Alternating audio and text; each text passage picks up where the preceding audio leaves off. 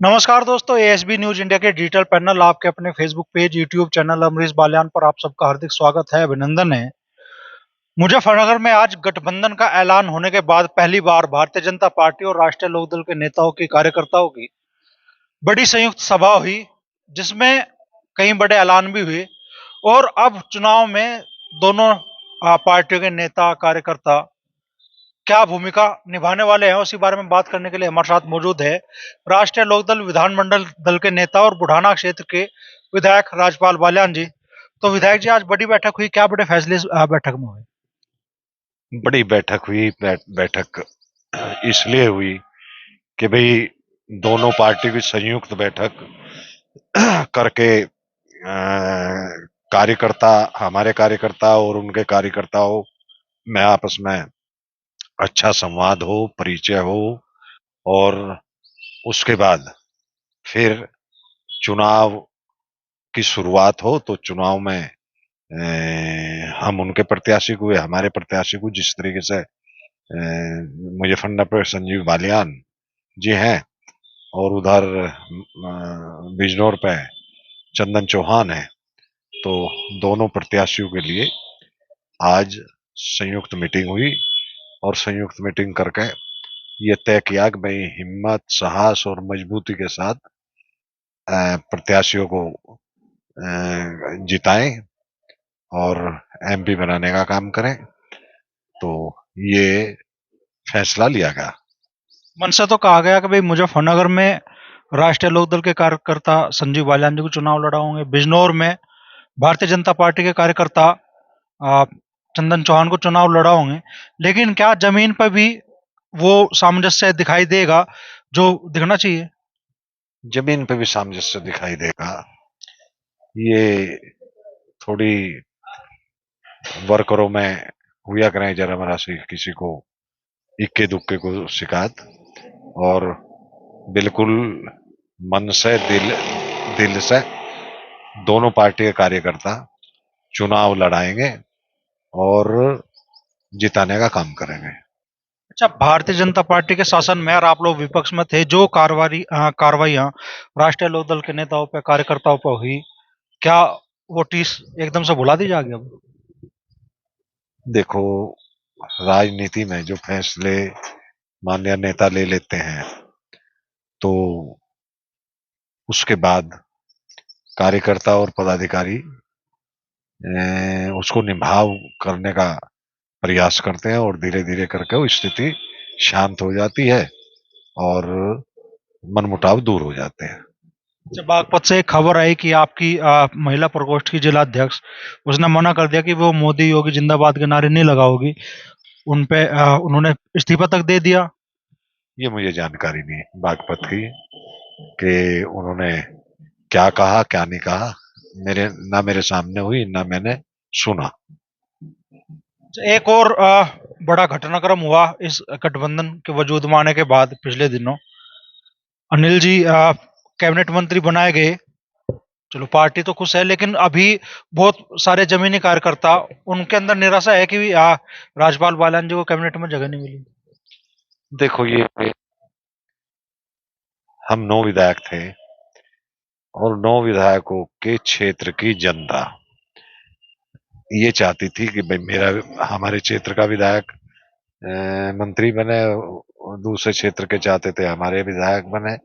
लेकिन जयंत जी ने ठीक समझा होगा कि अनिल को कैबिनेट मंत्री बनवा दिया, तो सब धीरे धीरे संतुष्ट हो जाएंगे। ये तो परेशानी तो समझो कि 9-8 विधानसभाओं में वो भी ये चाह रहे थे कि भाई मेरी विधानसभा में मेरे विधायक को मंत्रालय मिले। पार्टी के सबसे समर्पित नेताओं में और डेडिकेटेड, जो मान लो सत्ता रही, विपक्ष रही, पार्टी कितने भी संकट के दौर में रही, लेकिन राजपाल बालियान एक मजबूत स्तंभ की तरह खड़े रहे। और 9 के 9 विधायकों में चूंकि आज सबसे ज्यादा चर्चा आपकी इसीलिए थी कि भाई पार्टी के प्रति आपका समर्पण, उस पर कोई क्वेश्चन मार्क कभी नहीं लगा।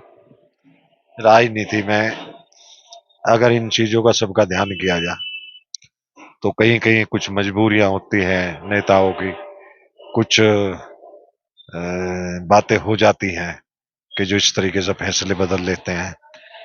जैन जी ने फैसला बदला, उनका फैसला मुझे स्वीकार है, वो सर्वे सर्वा। अच्छा, किसान आंदोलन की बड़ी छाप रही थी आपके चुनाव के वक्त, और उस उन्हीं मुद्दों के आधार पे लोगों ने आपको भारी मतों के अंतर से जिताया था बुढ़ाना में। अब जब 2024 का चुनाव है और नया गठबंधन रचा गया है, तो बुढ़ाना विधानसभा से क्षेत्र से विशेषकर आपका क्या प्रयास रहेगा कि क्या चुनाव परिणाम निकले, और क्या उम्मीद आपको है?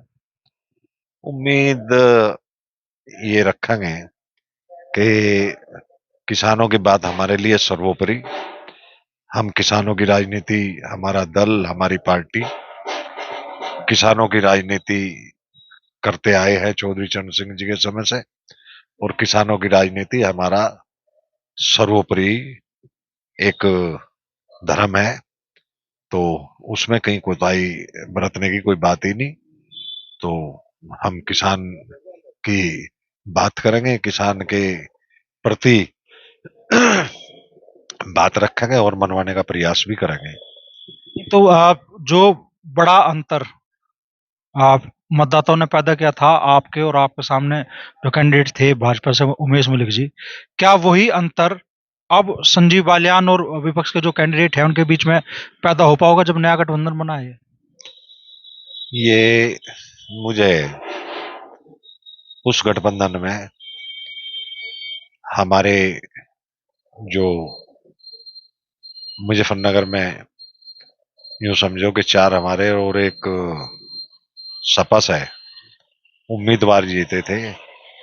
उनमें बहुत दो विधायक हमारे शामली जीते थे और एक सादाबाद। उन विधायकों के जिताने में मुसलमानों की अहम भूमिका थी, और बाकी उनके साथ साथ कुछ वोट मुझे, तो मैं तो अपनी बताऊं, मुझे कुछ ऐसी वोट, मेरे साथ कुछ ऐसा वोट भी मिला मुझे जो भाजपा का वोट था। तो मैं मेरी उम्मीद मुझे उम्मीद ये है कि जितने बड़े फासले से मैं चुनाव जीता था, उतने ही बड़े फासले से संजीव बालियान चुनाव बुढ़ाना पे जीतेंगे। आपने स्वीकार किया कि भाई आपको चुनाव जिताने में और पार्टी के सभी विधायकों को चुनाव जिताने में मुस्लिम मतदाताओं की बड़ी भूमिका थी। तो अब एक तरीके से वो वही मुस्लिम मतदाता दुखी है ये नया गठबंधन रचे जाने से? उसमें मुस्लिम पीड़ित है, लेकिन कुछ संख्या में मुसलमान हम लोगों को अब भी वोट के रूप वोट करेगा और हमारे साथ रहेगा। क्या अपने मुस्लिम मतदाताओं को आप भरोसा दिलाएंगे अब? हाँ, हमारे मुस्लिम मतदाताओं पे हमारे पे भरोसा है, और उसमें से ज्यादा तो नहीं, मतलब पूरा मुस्लिम तो नहीं, लेकिन मुस्लिम में हम बंटवारा करेंगे और मुस्लिम हमको भी वोट करेगा, गठबंधन को। भरोसा क्या दिलाएंगे आप उस मुस्लिम वोटर को जिसने आपको आ, वोट दिया था किसी दूसरे गठबंधन के लिए, अब आपने दूसरा गठबंधन तैयार कर लिया? दूर कर लिया, लेकिन कुछ मुस्लिम हमारे से भी अलग, मेरे वाले चुनाव में कुछ मुस्लिमों ने भाजपा को वोट किया था, थोड़े मुस्लिमों ने इक्के दुक्के, जैसा मान लिया प्रधान है या इक्का दुक्का और आदमी है, तो उन्होंने भाजपा को किया था। अब मुस्लिम भी इस बात को सोच रहा है कि भाई सत्ता उत्तर प्रदेश में भाजपा की है, ऊपर अभी जो इंडिया गठबंधन है वो उसमें दरारें हैं, तो ऊपर आने की उम्मीद ये की जा रही कि भाई फिर एनडीए की सरकार आ रही, तो उस वजह से काम लेने के लिए, काम कराने के लिए रोज की जरूरत पड़ती है, थाने की, तहसील की, काम की। तो इस वजह से कुछ मुसलमान बढ़ेगा, घटेगा नहीं। जितना मुसलमान पीछे मेरे खिलाफ वोट किया था, तो उससे उससे बहुत मुसलमान बढ़ेगा। तो बड़ी बात विधायक जी कह रहे हैं कि मुस्लिम मतदाताओं ने 2022 के चुनाव में बड़ा समर्थन दिया था राष्ट्रीय लोकदल और समाजवादी पार्टी के गठबंधन को। अब नया गठबंधन रचा गया है तो निश्चित तौर पे मुस्लिम मतदाताओं को ठेस पहुंची है, लेकिन उन्हें भरोसा है कि अब भी ठीक ठाक तादाद में मुस्लिम वोटर नए गठबंधन को वोट देंगे।